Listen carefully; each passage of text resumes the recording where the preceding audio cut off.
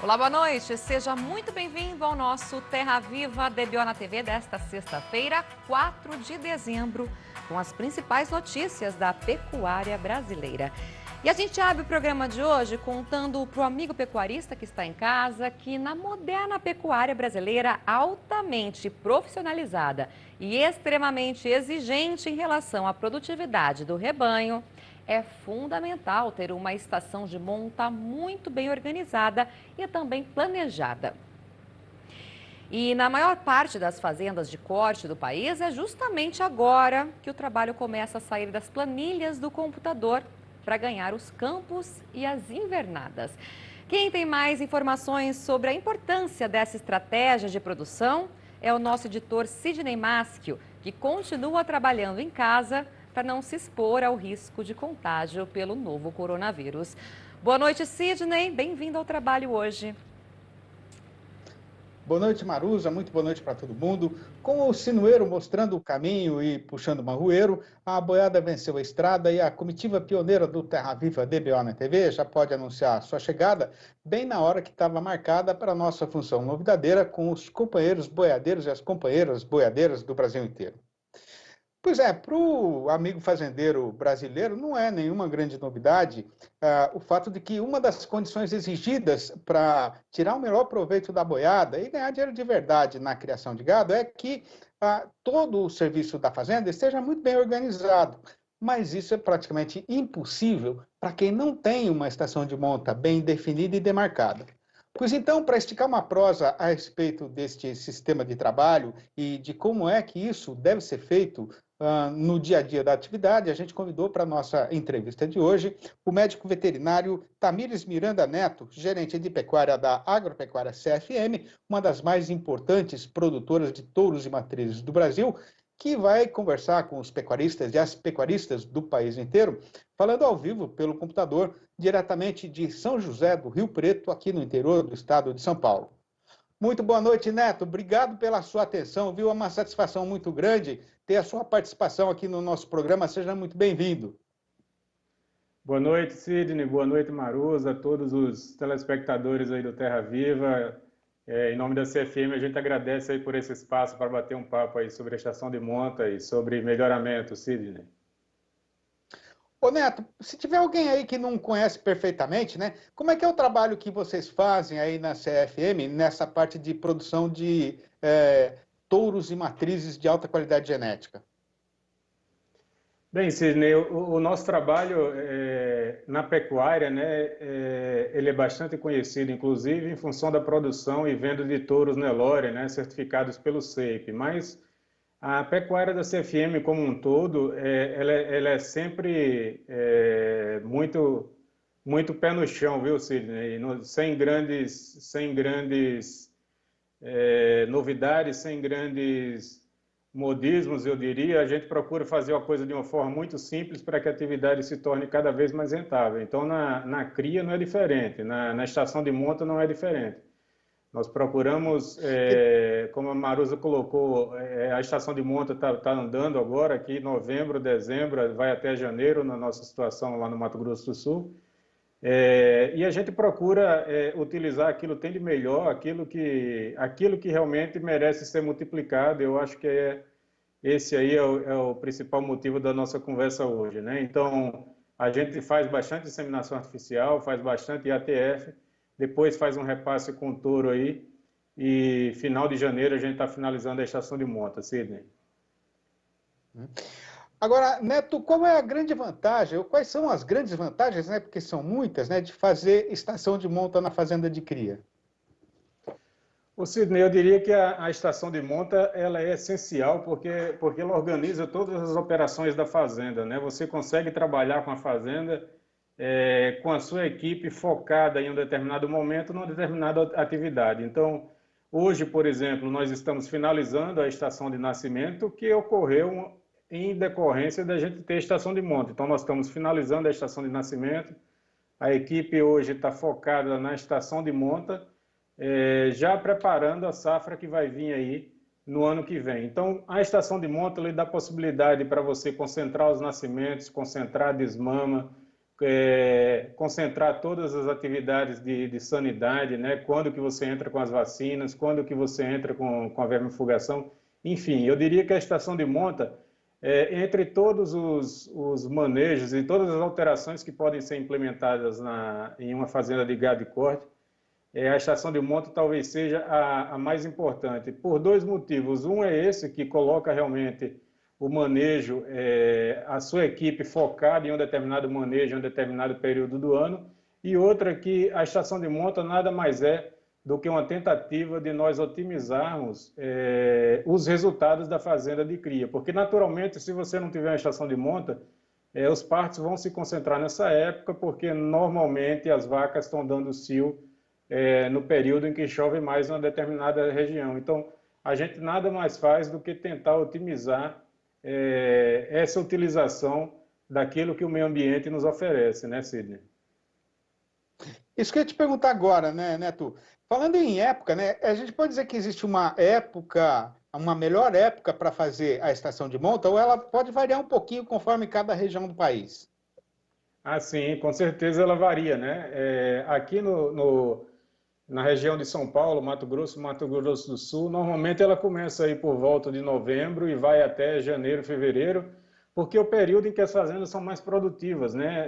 É justamente quando se iniciam as chuvas, os pastos estão mais produtivos, então a gente procura concentrar nessa época, mas essa estação de monta, sim, ela tem que sofrer adaptações, às vezes encurtando, às vezes antecipando o início, às vezes retardando o início, enfim.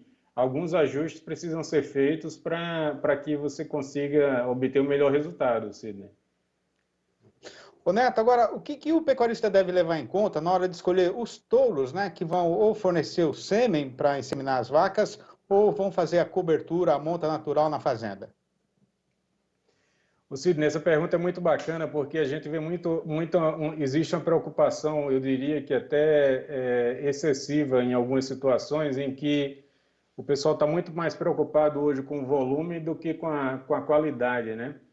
E a inseminação artificial lhe permite fazer uma utilização muito intensa daquilo que existe de melhor, enfim, é uma bela de uma ferramenta, mas seria um assunto aí para a gente se prolongar aí num programa inteiro.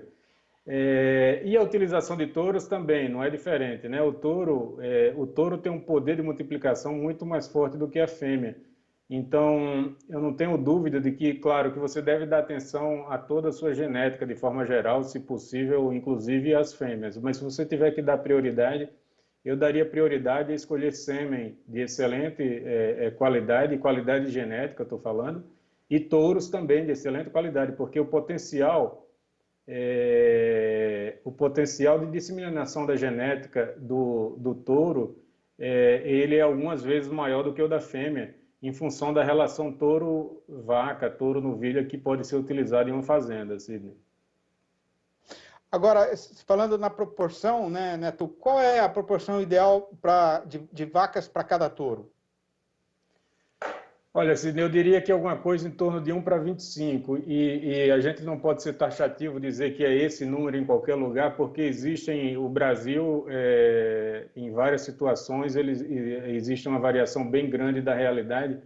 Na pecuária não é diferente, na pecuária de corte não é diferente, né? Então você tem regiões e determinadas fazendas que são extremamente intensivas, com pastos bem formados e bem delimitados e bem divididos, e tem situações em que a pecuária está começando ou está numa situação mais extrativista, que você tem pasto aí de 1.000 hectares, 1.500 hectares. Então, em cada situação você vai ter que se adequar, e em situações mais extensivas você tem que apertar um pouco mais essa relação, então você usa aí um touro para 20 fêmeas. E em situações em que você já tem um manejo melhor, que a fazenda é mais bem dividida, que a equipe está bem sintonizada com a atividade, tem condição de fazer um rodeio constante, você pode aumentar essa relação aí em um macho para 30 fêmeas ou até 35 fêmeas, depende da região, Sidney. Muito bom, muito legal, Neto. Acho que interessante disso tudo que a gente conversou é que cada produtor, cada pecuarista tem de ver muito bem as condições da sua própria fazenda, né, para adequar aí a necessidade dessa forma ou daquela outra forma para ter o melhor rendimento da sua boiada. Neto, queria agradecer demais a sua participação, dar os parabéns pelo trabalho que vocês fazem aí na CFM e deixar já meio marcado assim, ó, qualquer hora eu ligo para a gente prosear mais um pouquinho, porque esse assunto vai muito longe, né? Obrigado, viu, Neto? Eu que agradeço, Sidney. Conta com a gente aí sempre. Boa noite. Muito obrigado. Um abraço. E a gente volta agora para os nossos estúdios no bairro do Morumbi, aqui na capital de São Paulo, com a companheira Maruza Trevisan. Obrigada, Sidney. Obrigada, Neto.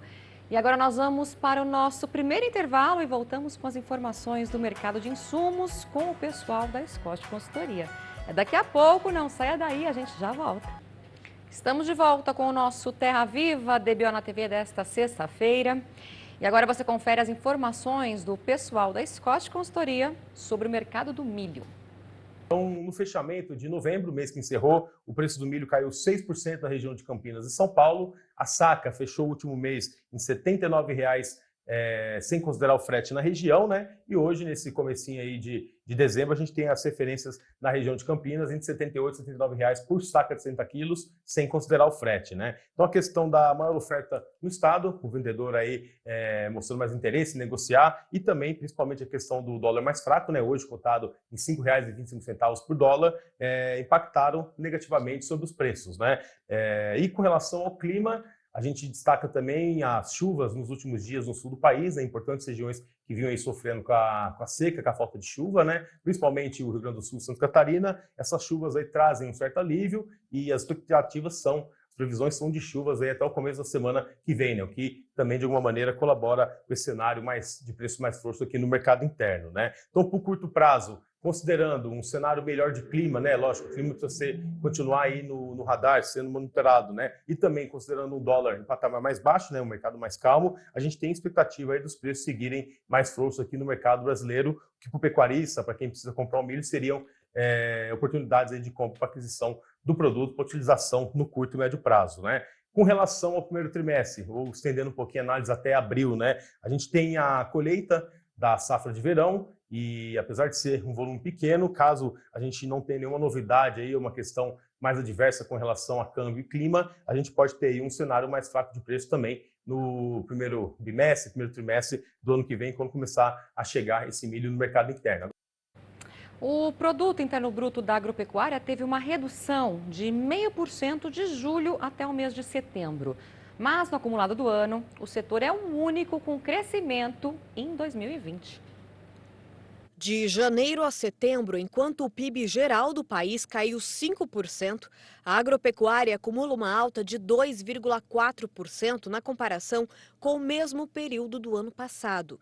Foi o único setor com crescimento ao analisar o acumulado do ano. Já no terceiro trimestre, de julho a setembro, o agro teve uma queda de 0,5% na comparação com o trimestre anterior, enquanto a indústria registrou alta de 14,8% e o setor de serviços subiu 6,3%. Na comparação com o período de julho a setembro de 2019, a agropecuária cresceu 0,4%, o que para o IBGE foi motivado pelo crescimento da produção e o ganho de produtividade na agricultura, que compensou o desempenho mais fraco da pecuária e da pesca. As produções de café, cana-de-açúcar, algodão e milho foram as que mais se destacaram. Vamos agora para mais um rápido intervalo e já voltamos com as informações do companheiro Sidney Maschio sobre o mercado do boi gordo nesta sexta-feira em todo o país. É rapidinho, a gente já volta. De volta com o Terra Viva, DBO na TV desta sexta-feira. E quem está de volta com a gente também é o nosso editor, Sidney Maschio, com as principais informações do mercado do boi gordo em todo o país. Sidney, é com você. Obrigado, Maruza. E estando já vencida a sexta-feira arrematadeira da primeira semana do derradeiro mês do ano, o que tem para ser contado é que o nosso mercado pecuário continuou embicado na mesma direção de antes, com o carretão largado e desembestado na descida do estradão. Mas o companheiro boiadeiro nem precisa ser muito errado para ter o conhecimento de que, com o avançamento do calendário, esse procedimento atual, tanto dos compradores quanto dos vendedores, não é nada mais do que o normal. né? E já estava sendo perfeitamente esperado, evidentemente. Bom, o caso é que daqui para frente a negociação de boiada vai ficar cada vez mais vagarosa. Primeiramente porque o dono do frigorífico já tem na Câmara Fria mercadoria suficiente para fechar o ano. E segundamente, porque o companheiro boiadeiro, o pecuarista brasileiro, nessas alturas já está terminando de fazer o carregamento do jipe, depois ele vai pôr a família inteira dentro, vai sair no eito, passar o cadeado na porteira e vai sair no eito procurando aí uma beira de rio, debaixo de preferência de um saguaragi copado, né, para armar arranchamento e ficar só pescando lambari ou dourado e o que mais aparecer na frente. Bom, como a oferta de gado terminado aumentou alguma coisinha aí nesses dias recentemente passados, na indústria a precisão diminuiu e a programação aumentou. E o resultado foi que a pressão baixista agora chegou também no mercado atacadista de carne. No comércio do produto com osso, só de quarta para quinta-feira, o boi casado de macho castrado levou um tombo de 2,6%, caindo para R$ 17,02 o quilo. Já a respeito da carne desossada no atacado, o caso foi que depois de subir por 23 semanas seguidas, sem ter parada, o valor médio dos cortes comercializados registrou uma queda ligeira de 0,2%, isso contando os últimos 7 dias de quinta-feira, desta quinta-feira passada para trás. No balanço do dia da Scott Consultoria, foram registradas mudanças nas cotações em 18 das 32 regiões pesquisadas no país inteiro, sendo que em 13 delas o preço caiu, mas subiu nas outras 5. A recitação desta relação a gente acompanha agora com a narração da companheira apresentadora Marusa Trevisan. A lista das derriçadas começa em Minas Gerais. No Triângulo Mineiro, o boi não vale mais do que R$ 268 no prazo de 30 dias e já descontada a parte do fundo rural. Na capital do estado, Belo Horizonte, o preço caiu para R$ 269. Seguimos para a região sul de Goiás, onde a queda foi para a fêmea, que agora vem cotada a R$ 251. Em Dourados, em Mato Grosso do Sul, o boi escorregou para R$ 255. Mesmo valor para o macho em Campo Grande, na capital do estado. Já a vaca caiu para R$ 246,50. Em Três Lagoas, o boi também ficou cotado a R$ 255. Para a fêmea, a desvalorização foi ainda maior e está sendo falada na base de R$ 243,50. Queda nos preços do boi também no Rio Grande do Sul. Na região oeste do estado e em Pelotas, o macho vale agora R$ 8,75 o quilo vivo, ou R$ 262,50 se a cotação fosse por arroba. Partimos para Cuiabá. Na capital mato-grossense, o boi vem a R$ 256 e a fêmea R$ 246,50. No sudeste de Rondônia, o macho está valendo R$ 241,50 e a vaca R$ 233,50. No norte de Tocantins, o boi caiu para R$ 259 e a fêmea para R$ 249. Agora falamos do Espírito Santo, com o boi escorregando para R$ 266 e a vaca para R$ 256. A última queda do dia ocorreu no Rio de Janeiro, com o macho caindo para R$ 267 e a fêmea para R$ 254. Agora as altas da sexta-feira.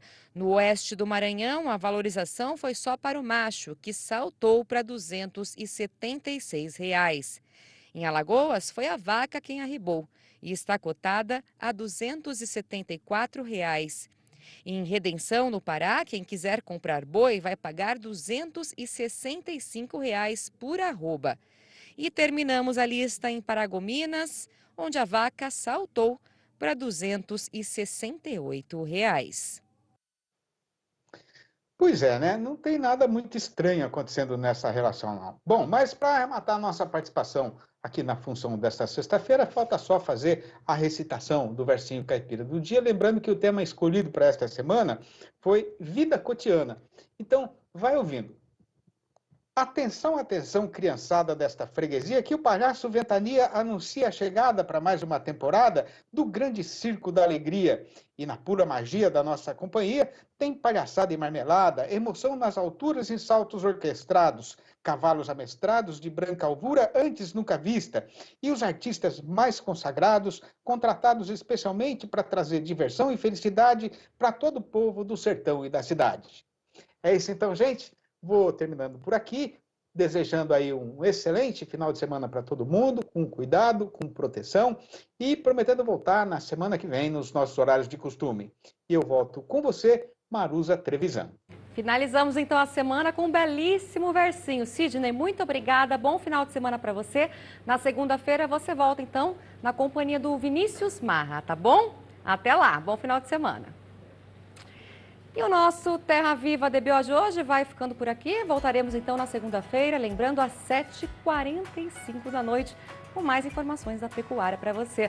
Obrigada pela companhia, um ótimo final de semana e até a próxima.